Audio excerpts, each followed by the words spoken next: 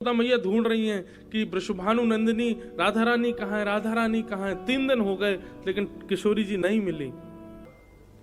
तुम अपनी 9 लाख गैयान बेच दो, अपनो पूरा नंद भवन बेच दो, पूरे गोकुल को बेच दो और तुम्हारी पुश्तैनी जितनी सामग्री है वो सब भी बेच दोगे, तब वृषभानु जी के द्वारा भेजी गई सामग्री में से एक माला के बराबर आप धन इकट्ठो कर पाओगे। कोई भेद नहीं है, वो एक ही है। हमारी लाडली जी और श्री ठाकुर जी दोनों एक ही हैं, केवल प्रेम भक्ति की प्रकाश के लिए 2 रूप धारण किए। बाकी उनको एक तो उनको होना पड़ता है, विवाह तो उनको होना पड़ता है जो हमेशा से अलग थे। जो अलग थे उन्हीं को ही विवाह करना पड़ता है, पर जो एक ही है उनको विवाह की क्या आवश्यकता।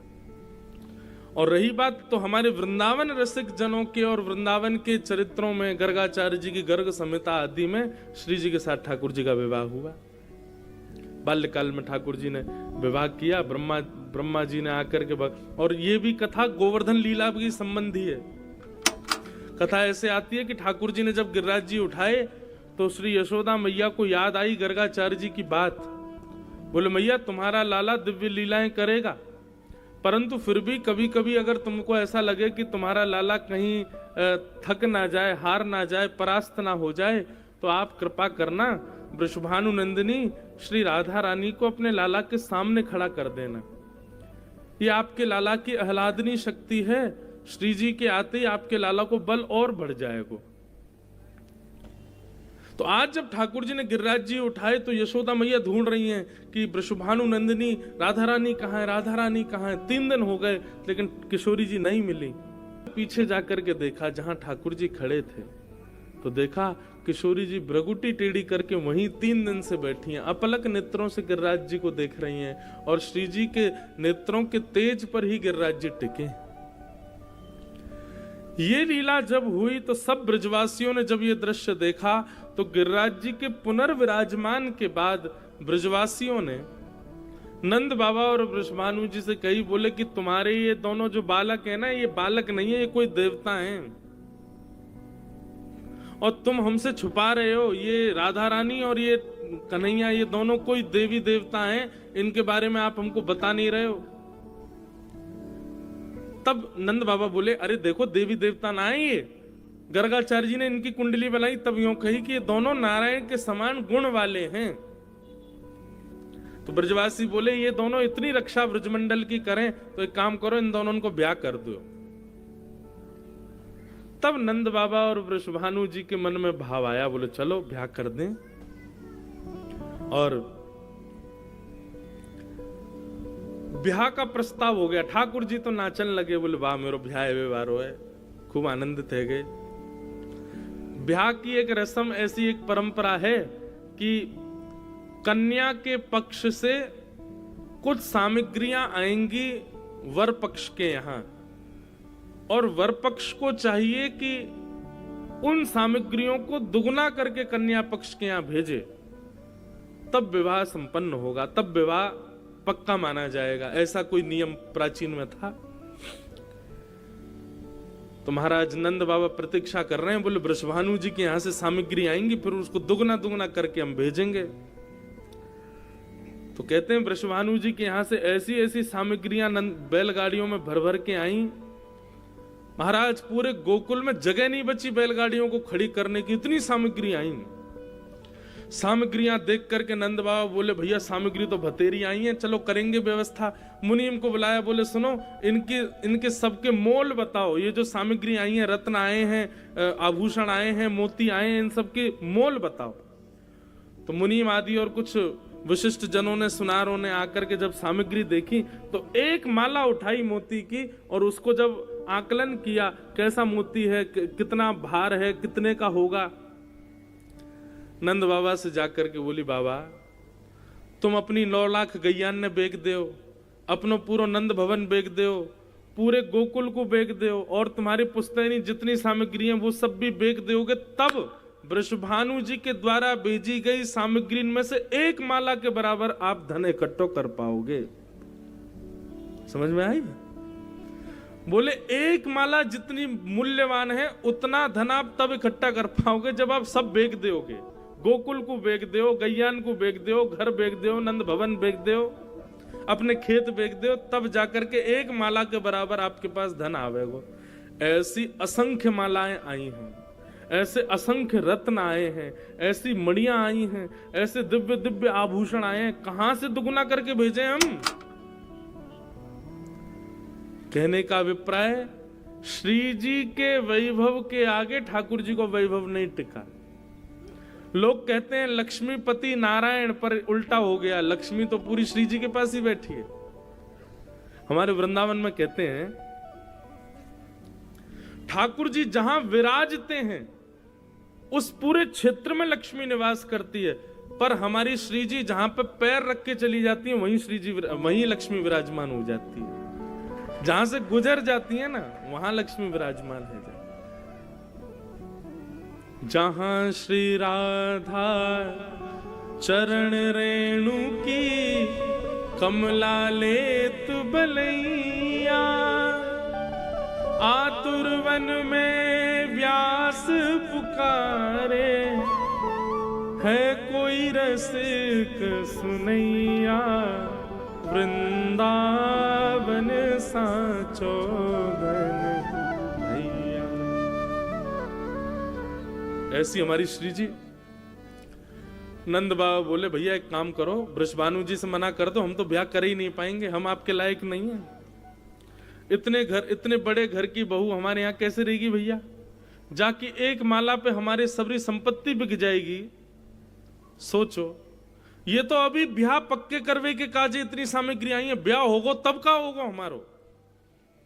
नंद बाबा बोले भैया यथावत जितनी सामग्री सबको वापस भेज दो, और पत्र लिख दिया वृषभानु जी को कि हम आपके लायक नहीं है, हम आपकी बराबरी नहीं कर पाएंगे, हम आपकी लाली को अपने घर में नहीं रख पाएंगे, इतनी व्यवस्था हमारे पास नहीं है, आप यह संबंध को हमारी तरफ से मना समझो। नंद बाबा ये पत्र लिख रहे थे, ठाकुर जी देख रहे थे, बोले तो ब्याह है वे तो पहले ही टूट रहा है। ठाकुर जी दौड़ करके गए और एक बैलगाड़ी में से एक मोती की माला चोरी करके भाग गए। और यहां नंद बाबा ने मुनीम आदि से कही, बोले जितनी सामग्री आई है सब गिन गिन के वापस भिजवा दो। गिनती भई तो महाराज एक बैलगाड़ी में मोतीन की माला में एक माला कम पड़ गई।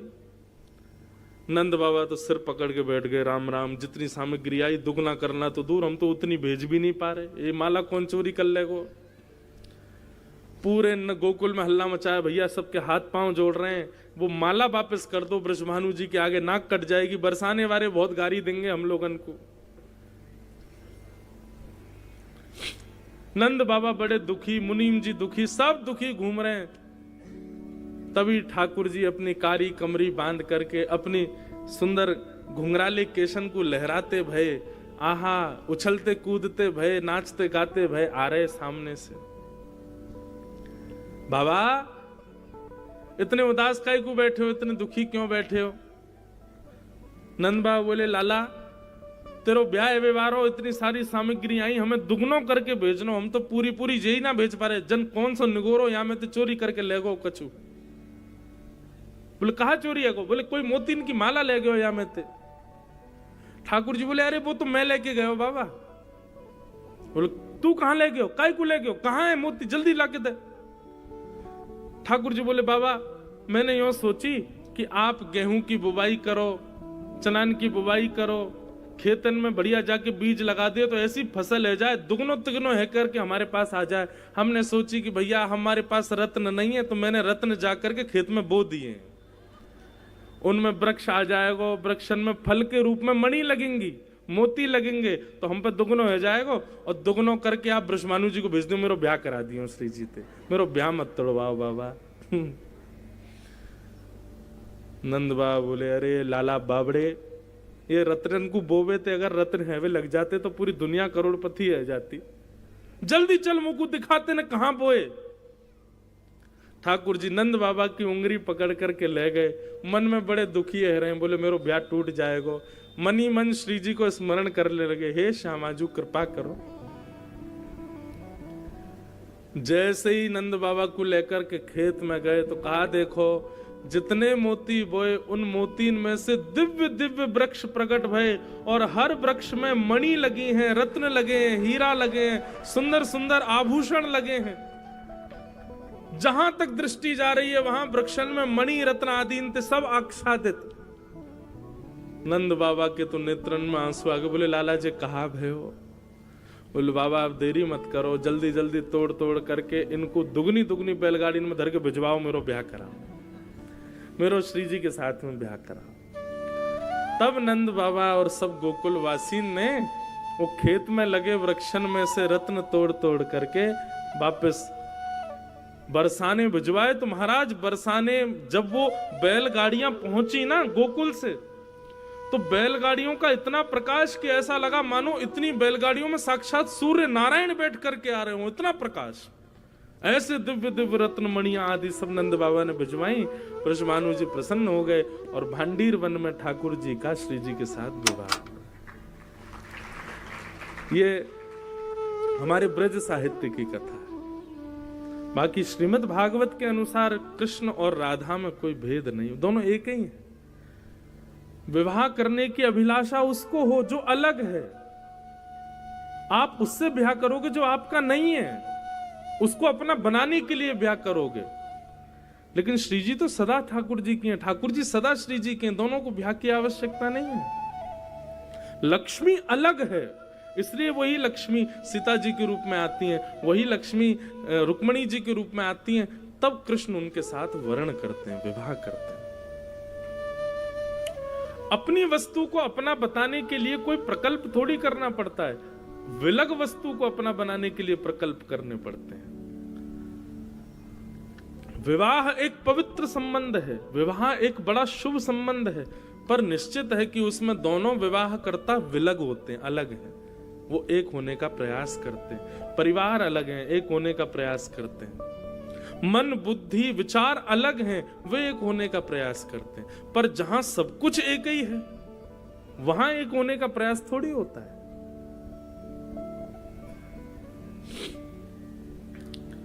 इसलिए भगवान श्री कृष्ण का विवाह रुक्मणी जी के साथ हुआ, लक्ष्मी के साथ हुआ। भगवान ने रुक्मणी जी के साथ विवाह किया। आगे फिर यहां पर सेमंतक उपाख्यान आता है। इसी सेमंतक उपाख्यान में भगवान के 4 विवाह हो गए। पहला विवाह रुक्मणी जी से, दूसरा विवाह जाम्बती से, तीसरा विवाह सत्यभामा से, चौथा विवाह भगवान का यमुना कालिंदी से।